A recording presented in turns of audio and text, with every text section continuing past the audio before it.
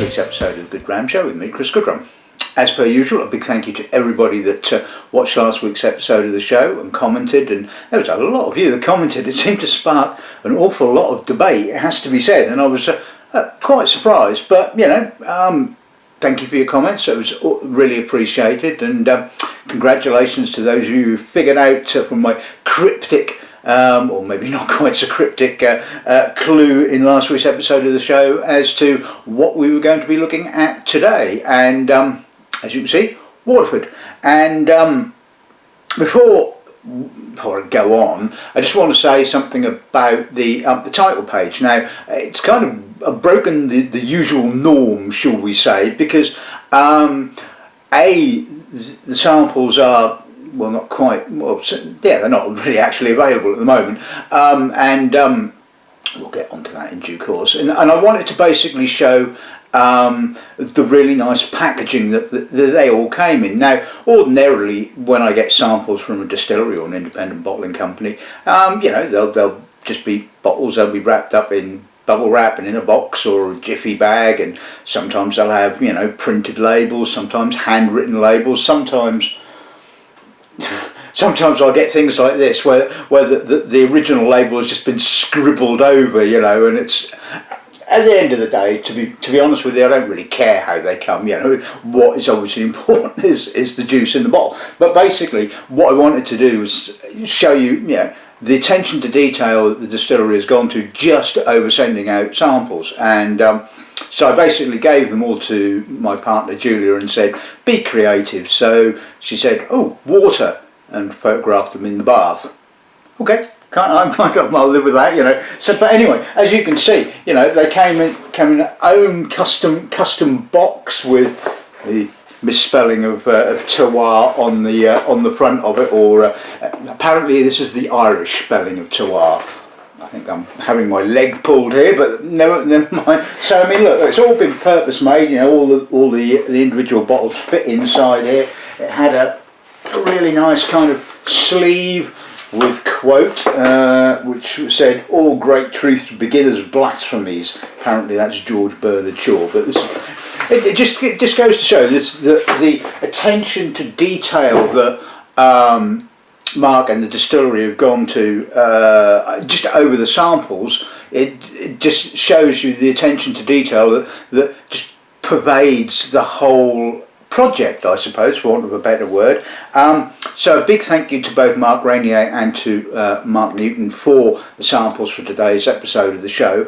And right, so a lot of you know about the Waterford project. You know that there's a lot of information, and you just need, if you want to sort of find out, go on the Waterford website. It's got far more information than I could sort of give you in this short period of time. But basically,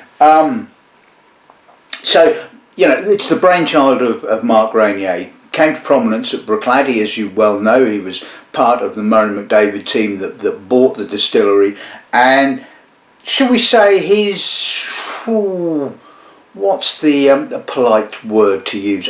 Outspoken, possibly? Yes, outspoken, that will do. Doesn't seem to take fools gladly, doesn't like bullshitters, doesn't like people that don't know what they're talking about, and I think I need to probably watch what I'm going to say. But anyway, Mark is well known for making his opinions known, shall we say, and he was a master of the arts of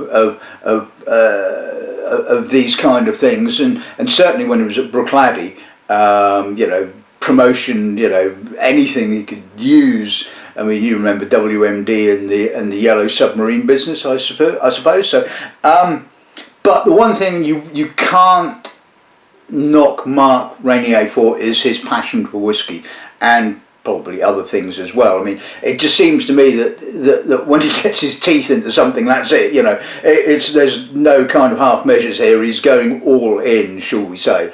And it kind of started off with the whole the wine cask business at Bruichladdich. I mean, we know the historical reasons why the wine casks were used, but it got to the point of where it was almost messianic. There was so much stuff being distilled and shoved into wine casks, and it was literally pages upon pages of stuff. And it was, to be honest with you, and I was critical at the end of the day, it just became so bloated, and I thought Bruichladdich had kind of lost its kind of focus. Nobody really knew what it was all about anymore, and come probably 2012, it probably was right. The time was probably about right for a change, and I guess I don't know Mark particularly well to be able to sort of say whether this is true or not, but I guess that there may well have been a bit of behind the scenes, shareholders not quite agreeing on a complete direction. I mean, certainly that was one of the reasons why the Teeling family sold up Cooley.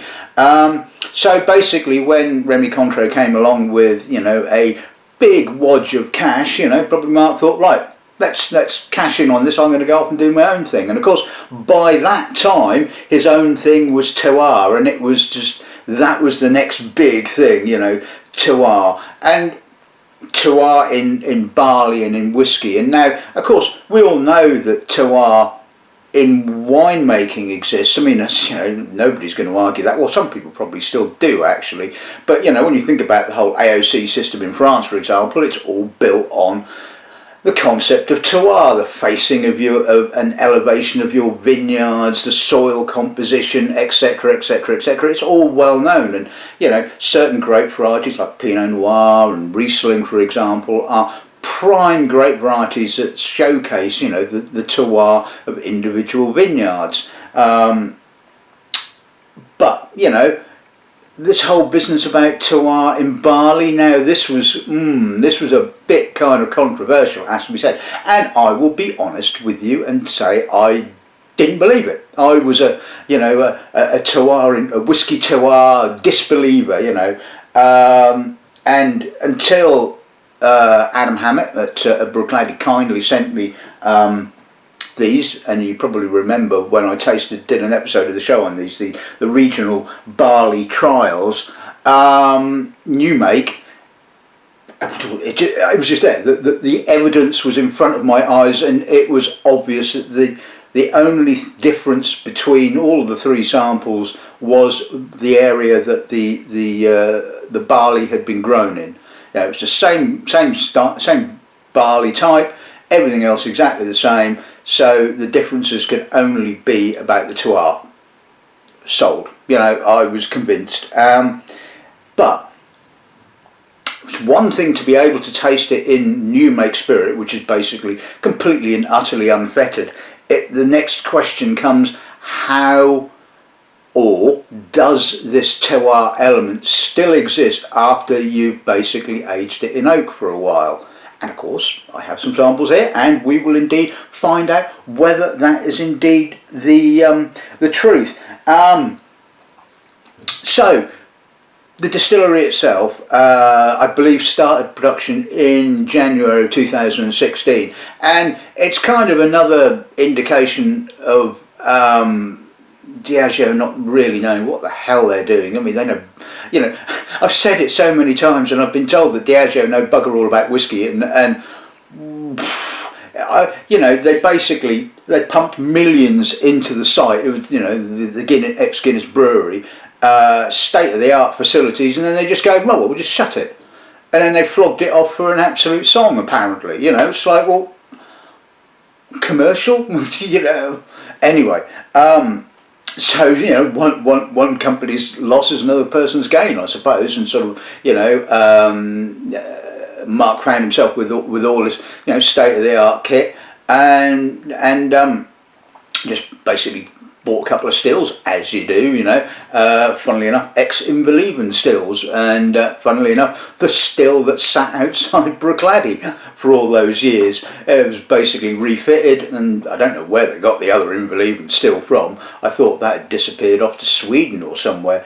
But anyway, so got the stills and decided that he really was going to push this whole terroir business to the absolute nth degree, and so they have so much data on the individual farms, the soil types, the weather. They probably could even tell you what the farmer had for breakfast on the day he harvested the barley. You know, it's just like just more information than you'll probably ever need, but it's there, and you know, you just got to say, well, it's just incredible, you know, that side of things.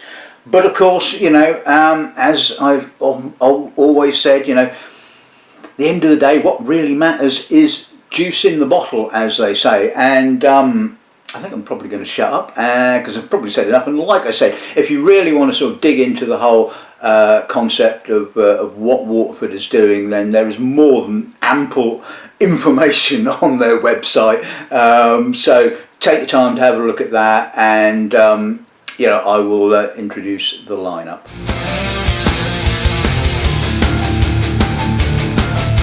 Right, so this little tasting pack, I'm guessing it's a sort of a press pack thing, is you know, compare and contrast. So the what we had was 2 samples of new make from different farms, and same barley type, which is nice. So you know, again, you know, you can taste. So the idea was tasting them and saying, yep, okay, terroir, I get it.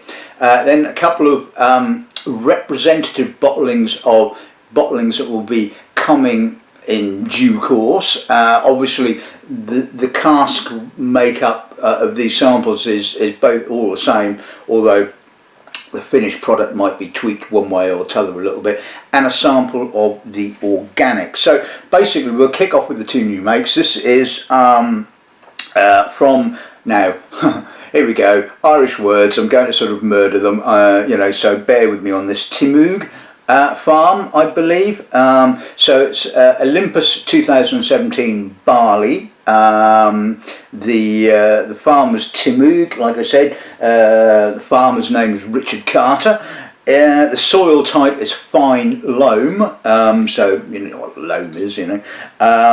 And this was distilled in 2017, and the sample was drawn in November of 2018, and it is 71.5%, so have water butt ready. The second new make, again, is Olympus 2017 barley, but this is from a separate farm, obviously, Tinnishrule, and the farmer's name is John Crawley. Different soil types, predominantly shale, and again distilled in 2017 and drawn in, sample was drawn in December of 2018. So same barley type, different farms, different soil types. You know, that's obviously going to sort of just, well, not necessarily prove that the terroir element exists, because I know it does, but anyway, I'll hopefully sort of show you why. Then we're going to look at the organic Gaia 1.1. Now this is the organic bottling that they produce. Now it's multiple farms, because there's just basically not enough organic barley knocking around in Ireland to sort of be able to do single farm organic ones. I mean, I imagine that's probably what they're pushing for, but at the moment it's obviously, you know, all combined into one, and it's a single organic bottling. Gaia, by the way, if you didn't know already, is the Greek goddess of the earth, so as you can see, that's what they're all aiming for. It was distilled in September of 2016. The sample was drawn in May of 2020, so it was approximately 1,393 days old. And here's the bit I don't quite get. Now, the cask makeup: 35% American oak, one imagines first fill, 20% new American oak, 25% French oak, and 20% Vin du Natural cask. Now, that's a lot of cask types, and I personally would have thought that if the barley is what you're all about, wouldn't, say, refill American oak be the best way of going about that? You know, keep the oak content to a minimum, and you know, let the barley sort of show. But anyway, you know, obviously we haven't tasted it yet, so I can't tell you as yet whether that is indeed the case. The next bottling we'll be looking at is the first of the 2 single farm origin bottlings. This is Sheestown 1.2. It's 2015 Arena barley. The farmer is a chap called Phil O'Brien from Kilkenny. It was distilled in July of 2016, and this sample was drawn in July of this year, and it had been aged for 2,065 days, bottled at 50%, cask makeup the same as the organic.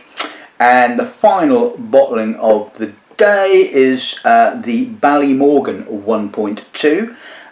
This has been distilled from Overture 2015 barley, distilled in June of 2016, sample drawn in July of this year, making it 1,492 days old, and like I said, the cask makeup is exactly the same as the previous 2. So I think this is going to be really, really interesting. I always love to taste new make because, as I've said on numerous occasions, obviously your new make spirit is the DNA of your whiskey, and we're now going to sort of, you know, compare and contrast. So let's kick off with the Timogue new make. I'm assuming I pronounced that correctly.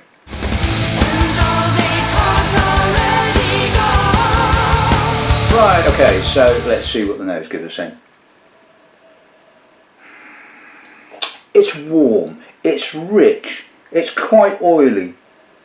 It's an almost vanilla-y note to the sort of fruit and the barley. It's quite fleshy.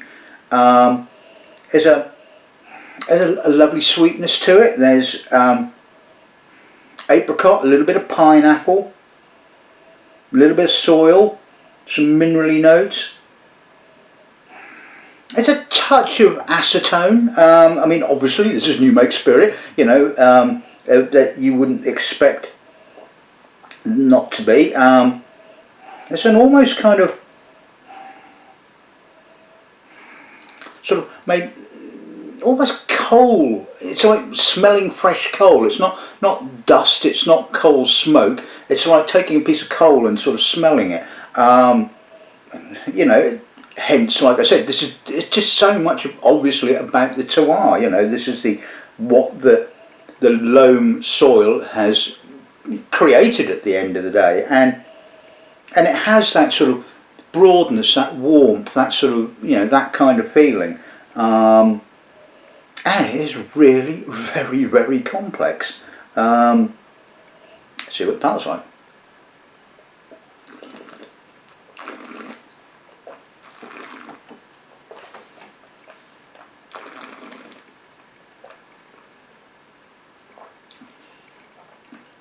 That is intensely alcoholic, which is not a surprise considering it's 71.5%.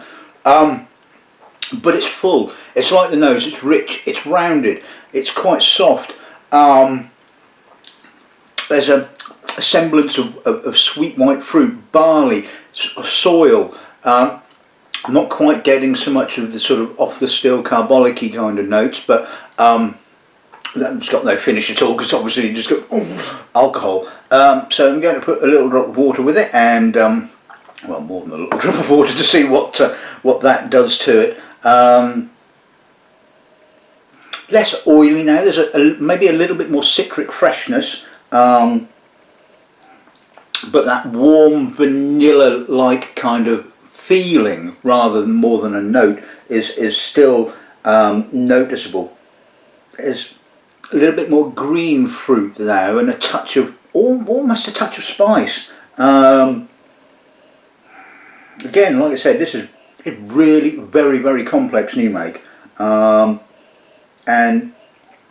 like I said, it will be interesting to see whether all those different cask types have swamped the character of the spirit. I mean, it would seem a little bit of a pointless thing to do, but anyway, let's see what Pat's like now.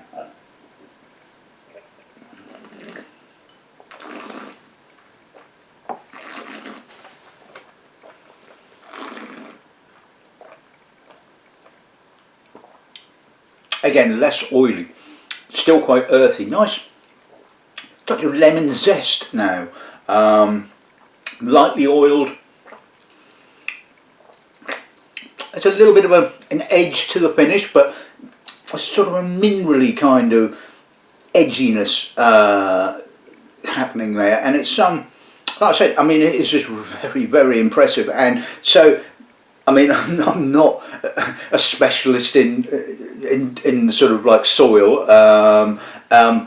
but obviously this is the product of, you know, the barley and the loamy soil. So, you know, it's kind of, I suppose, a benchmark, for want of a better word. Right, okay, so let's move on to the Tinnishrule. So this is roughly about the same ABV. This is 71.23%. Same barley type, different soil type. Let's see what the nose is like. Now, completely different. This is more minerally. This is more stony, and it has an acetic, agave-like pulped fruit character. It's exactly the opposite of the previous one, where the previous one was quite rich and quite soft and broad. This is sharp, angular, totally different, and it has a little bit more of that sort of youthful, sort of new makey kind of note going on. It's really quite angular, for want of a better word. There's a little bit of lemon, a little bit of almost kind of like pollen, you know, pollen heavy floral kind of note. Just a little bit of that in the background. But it is that sort of stoniness that is the main thing that you notice with this particular nose. So it pass on.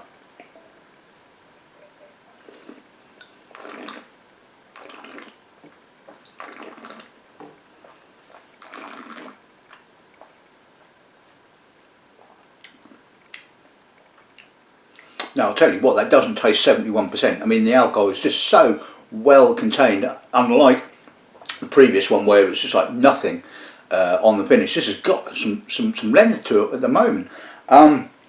So again, it's got that acetic agave kind of note to it. Again, very mineral, angular, barleyed, lemony, stony, intense, minerally. It is just completely and utterly different to the previous new make. And like I said, it's exactly the same barley. It's just a different farm, different soil type, and you know, as far as I'm concerned, terroir in whiskey or in new make certainly exists. So. Right, the water has kind of emphasised the oily off the still notes. It's a little less stony now. And possibly a little bit more floral, a little bit more almost perfumed.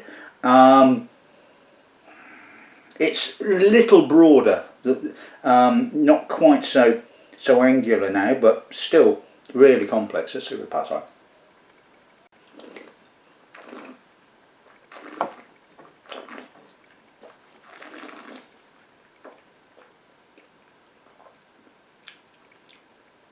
Still quite stony, still quite minerally, very green now. I'm getting a lot of green fruit, green apple, almost gooseberry, not quite gooseberry, but along those kind of lines.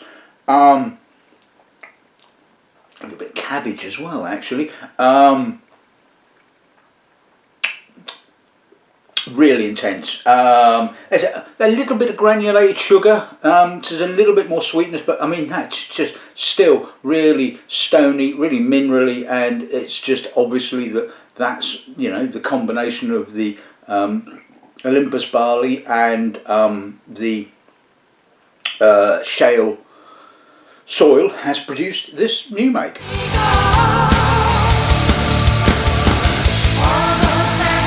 Okay, so moving on to the first of the three, well, I'd say almost finished samples. I don't know. I'm assuming this is representative of the actual available bottle of Gaia 1.1. It's a lot of oak.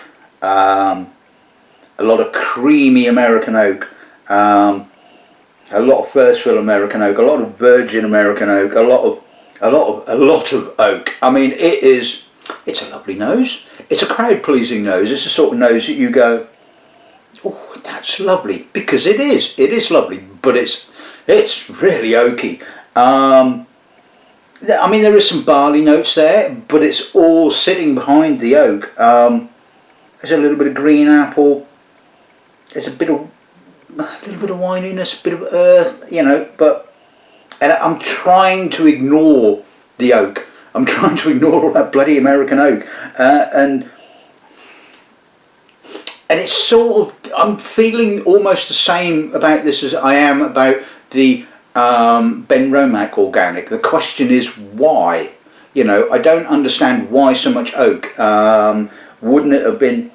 I mean, you know, I suppose you can look at this in two ways. You can look at this as purely as a whiskey, as a product in its own right, and you know, you go, that's lovely. That's a lovely nose, and it is. You know, not taking that away from it. But then you think, well, it's all about organic barley. It's talking about barley. It's talking about terroir, and then all this oak. I'm not sure it quite works quite so well, or it's not making the point, shall we say? Because you know the barley is all, to me, seems very subservient to the oak. Anyway, let's see what Pal's on.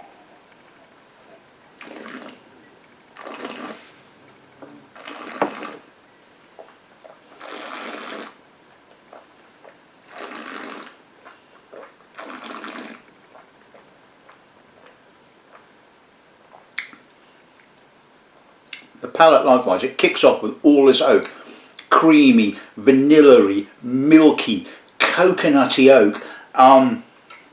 Yes, there's some barley comes through on the mid palate. I'm certainly getting some green fruit, some citrus, a little bit of minerality on the finish. There's a little bit of spicy French oak. And so, like I said, looking at this in two ways. You look at it as a whiskey in its own right, a bottling in its own right, and you think, beautiful, lovely spirit, lovely crowd-pleasing, oaky character.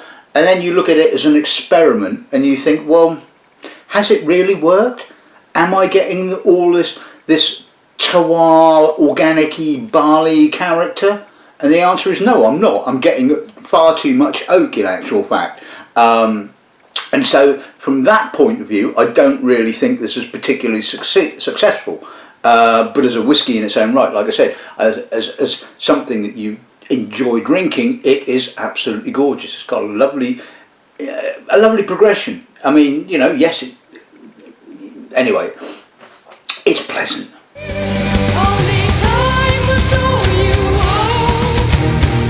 Okay, so let's move on to the Sheestown 1.2.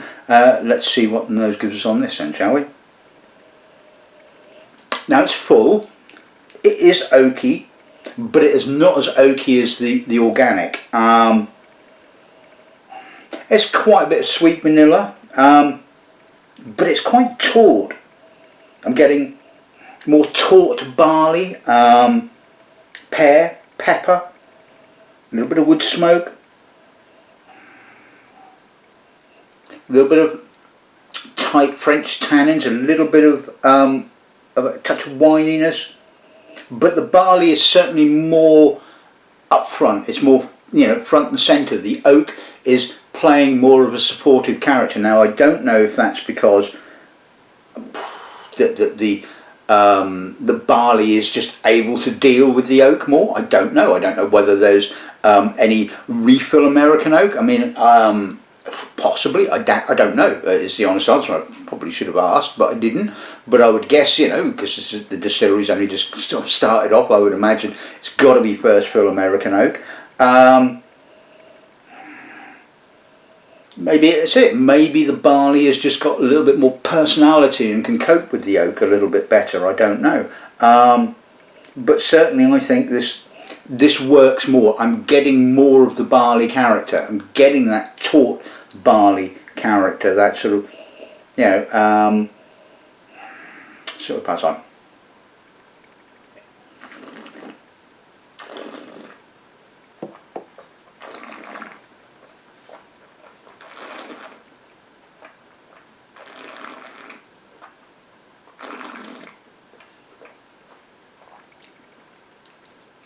again, kicks off with the oak, but the oak is not as milky and vanillaed and creamy as is in the organic. It's tauter. I'm getting more sort of grippy French oak character. And this, again, just because it's not so sort of, you know, big and voluptuous and creamy, it allows the character of the barley to come through. I'm getting, again, this tautness in the barley character, a little bit of citrus, a little bit of minerality, some apricot, white peach, a bit of pear possibly, a little bit of a wininess, lovely soft spicy finish, but again, you know, it's not overly sort of creamy and oaky and vanillaed and what have you. Again, I think the balance is just considerably better on this particular bottling, and it does what I think it should do. You know, it should say barley front and centre,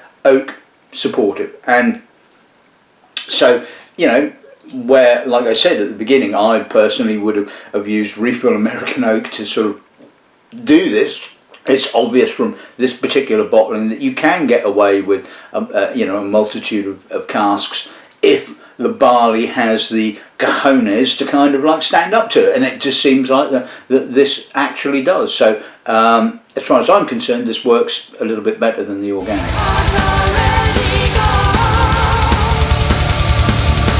Right, okay, so let's move on to the final bottling. This is the Ballymorgan 1.2. Let's see what those give us on this then, shall we? Now, a lot less oak character on the nose from this. So, a lot of barley, a lot of minerals, earth, green fruit, citrus, but there's a lovely sweetness there as well. Almost honey, but not quite honey, if you see what I mean. There's really no vanilla at all. It really is. There's a little bit of wood spice, a little bit of wood spice. But this really is all about the barley. This is really impressive. This is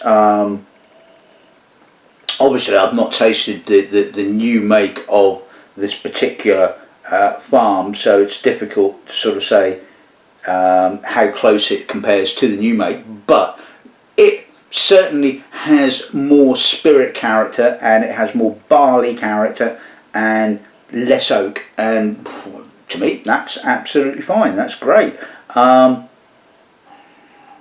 See what pass on.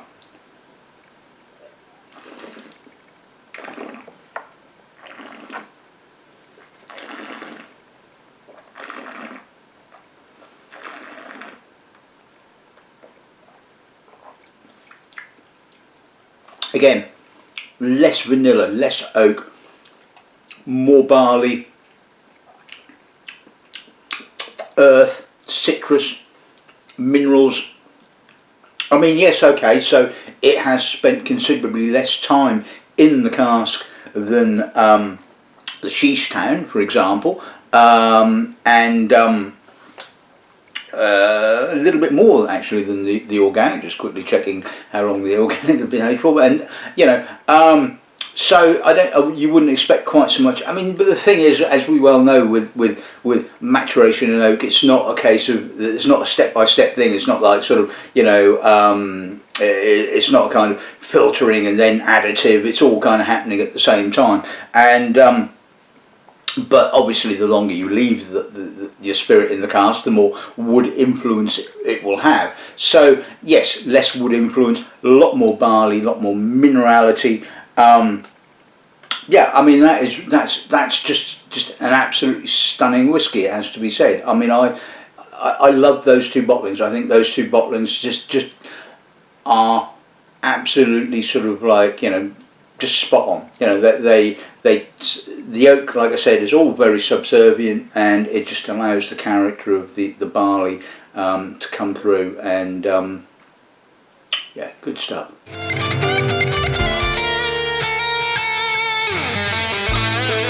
Right, okay, so let's sum today's episode of the show. But like I said, again, big thank you to the two Marks at Waterford for the kindly sending the samples. Very much appreciated, and I really wanted to, I've been looking forward to tasting this stuff. I mean, I've tasted, the new make, and I had a couple of samples, I think, of this sort of blood tub matured organic and biodynamic. I mean, good God, how many biodynamic growers of barley are there in Ireland? I can't imagine there's that many, to be honest with you.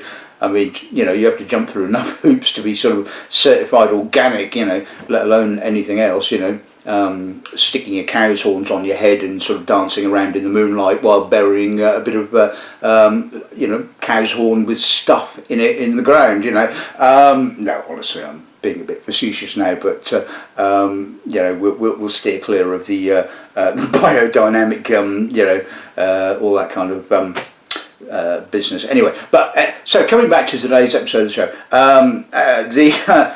the two new makes, like I said, I mean, before I started the show, obviously, I was quite convinced about the concept of terroir in barley, and that just showed you the Olympus, the Timogue farm, obviously a lot bigger, a lot fatter, a lot rounder, a lot softer. The Tinnishrule a lot sort of sharper, angular, and the only difference being the location of the farm, and the soil type. So just reinforces my opinion that it does actually exist. The organic, yeah, I mean, like I said, I think it's a lovely whiskey. Don't get me wrong, but I think too much oak. I would have just dialed back the oak somewhat a little bit, but it's a big Crow's Pleaders, and I believe it has won an award. I'm not entirely sure who's awarded it, but it's a crowd pleaser. Like I said, it's a lovely whiskey.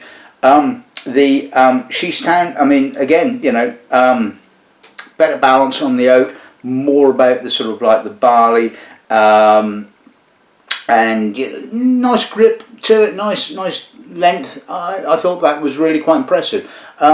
More so impressive, I thought, was the Ballymorgan. I mean, that was really intense, and just all about the barley. I mean, I was getting very, very little oak character, and that was just absolutely perfect. It's all sat in the background, and all I was getting was kind of terroir, barley, and that kind of thing, and that was exactly what I was hoping for. So there you go. That's the Waterford episode of the show. Like I said, the two single farms haven't been released as yet, and when they probably do, there'll be maybe the balance of oak might be slightly different.